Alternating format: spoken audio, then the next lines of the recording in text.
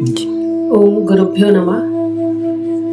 आज की ये वीडियो एक साधक के प्रश्न के जवाब में मैं बना रही हूँ, जो अभी सभी साधकों को काम आएगी।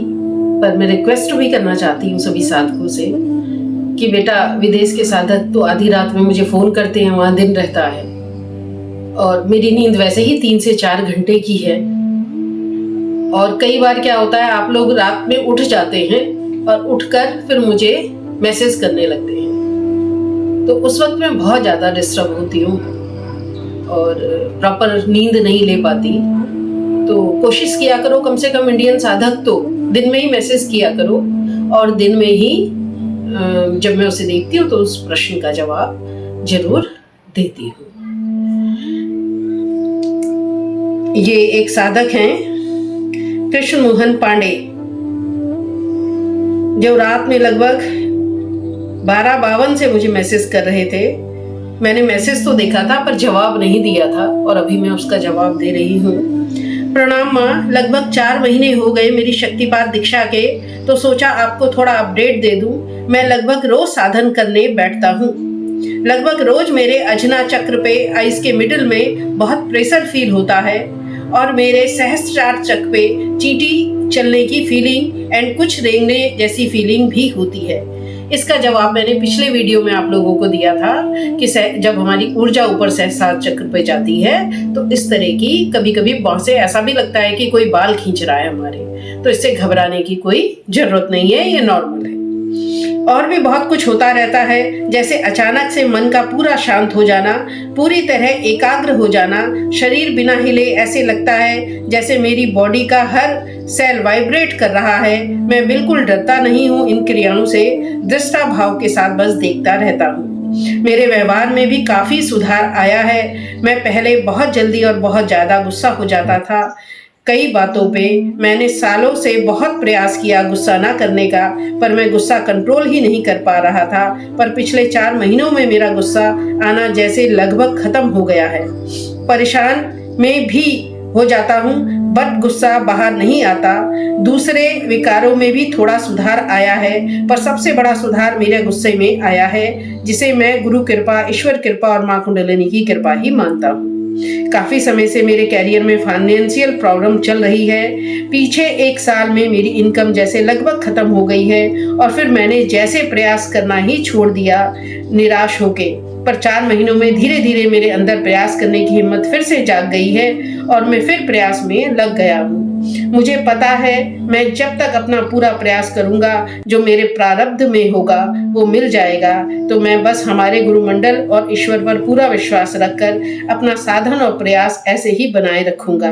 माँ अपनी कृपा सदा बनाए रखना। बेटा, मैंने पहले भी आपसे कहा है कि हम जब दीक्षा लेते हैं, शक्तिपात दीक्षा, तो 5 तरीके से क्रियाएं होती हैं। तो उसमें एक क्रिया ये भी है कि हमारे व्यवहार में, हमारी मानसिक सोच में भी अंतर आने लगता है। तो आपका गुस्सा, बहुत सारे लोगों को, कईयों को तो गुस्सा बहुत ज्यादा आने लगता है साधन के बाद, पर धीरे धीरे आने के बाद वो भी खत्म हो जाता है। कई लोगों को काम बहुत जागता है और कई लोगों पे काम खत्म हो जाता है। कई लोगों पे बहुत जल्दी से वैराग्य आता है, पर उस वैराग्य को हम क्षणिक वैराग्य कहते हैं कि थोड़ी देर आया। वैराग्य मतलब परमानेंट वैराग्य आया, आपको किसी चीज से कोई लेना देना नहीं। मैंने कभी भी नहीं कहा है दीक्षा लेने के बाद कि आपको ये छोड़ना है या आपको ये रखना है। जो भी भगवान ने इस संसार में बनाया, सब आपके यूज करने के लिए बनाया। जो आपको मिल रहा है वो आपके प्रारब्ध का मिल रहा है। जो आप खा रहे हो, जो आप पहन रहे हो, जिससे आप चल रहे हो, वो आप पिछले जन्मों में कर्म करके आए, वही आपका प्रारब्ध आपके सामने आ रहा है। पर उसको छोड़ना नहीं है, छोड़ना किसी चीज को नहीं है, पर उसका मोह नहीं करना है बेटा। ये परिवार, ये बच्चे, ये पत्नी, ये दोस्त, ये समाज, ये गाड़ी, ये कपड़े, ये गहने, ये पैसा, ये पद, ये प्रतिष्ठा आपको आपके ही कर्मों के कारण मिला हुआ है। तो इससे हमको छोड़ने जैसी कोई बात ही नहीं है, क्योंकि हम कर्म भोग रहे हैं अपना। पर छोड़ना नहीं है, छोड़ने में और मोह करने में बड़ा अंतर है। मोह नहीं करना, बस उसको निभाते जाना, अपने कर्तव्य का पालन करना है, परिवार के प्रति भी, समाज के प्रति भी, राष्ट्र के प्रति भी, जहां आप जॉब कर रहे हैं उसके प्रति भी, जो जिससे जैसा रिश्ता है उसके प्रति भी। मोह नहीं करना आपको। जैसे कि खाना खाना, भगवान ने ही तो 5 चीजें हमारे अंदर दी हैं। भय दिया है, भूख दी है, निद्रा दिया है, मैथुन दिया है, लोभ दिया है। ये हर जीव जो जगत में आता है ये 5 चीजें लेके आता है। तो अगर कोई ठीक है खाना खाना अच्छा है, पर दिन भर खाने के बारे में सोचना तो गलत है ना। आपने खा लिया, छोड़ने को थोड़ा हम खाना खा ही नहीं सकते ना। वैसे ही और भी जो क्रियाएं हैं जो भगवान की तरफ से हमें मिली हुई हैं, उसमें पड़े रहना गलत है, पर वो करना गलत नहीं है बेटे। आपने संसार बसाया तो संसार चलेगा, इसलिए मैथुन क्रिया द्वारा ही संसार चलता है, सब लोग जानते हैं। आप अपना पर 24 घंटे उसी में पड़े रहना, उसी में रत रहना, उसी के बारे में सोचना, वही करना, वो गलत है बेटा। अति तो हर चीज की बुरी होती है, चाहे वो भय की हो, चाहे भोजन की हो, चाहे लोभ की हो, चाहे निद्रा की हो, चाहे काम की हो। तो हमें अति नहीं करनी है। एक नॉर्मल लाइफ जो हमें मिल रहा है, अच्छा या बुरा हमारे ही कर्मों का फल है, तो उसे आप छोड़ कैसे सकते हो।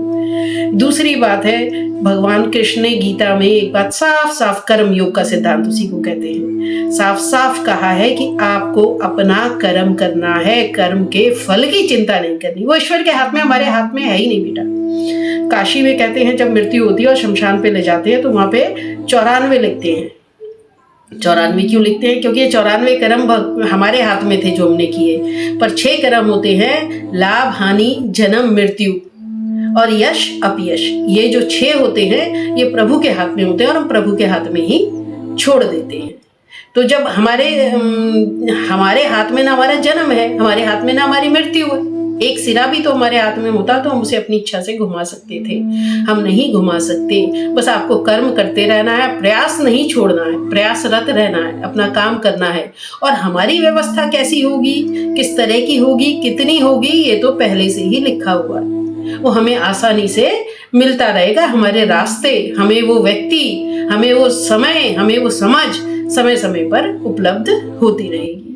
दूसरी बात, शक्तिपात के अभी आपको बेटे 4 ही महीने हुए हैं लिए हुए, पर मैं एक बात और आपसे, कई लोग हैं बहुत साल हो गए उनको लेते लेते करते करते, तो ऐसा तो नहीं होता कि किसी के में चेंज नहीं आएगा। जो नित्य करेगा, नियत समय पे करेगा, उसका व्यवहार में, उसकी समझ में, उसके स्वप्न पे, उसके जीवन पे फर्क जरूर पड़ेगा। क्योंकि मैं लेने से पहले ये बात नहीं कहती, पर लेने के बाद तो मैं ये बात कह सकती हूँ। ओम गुरुभ्यो नमः।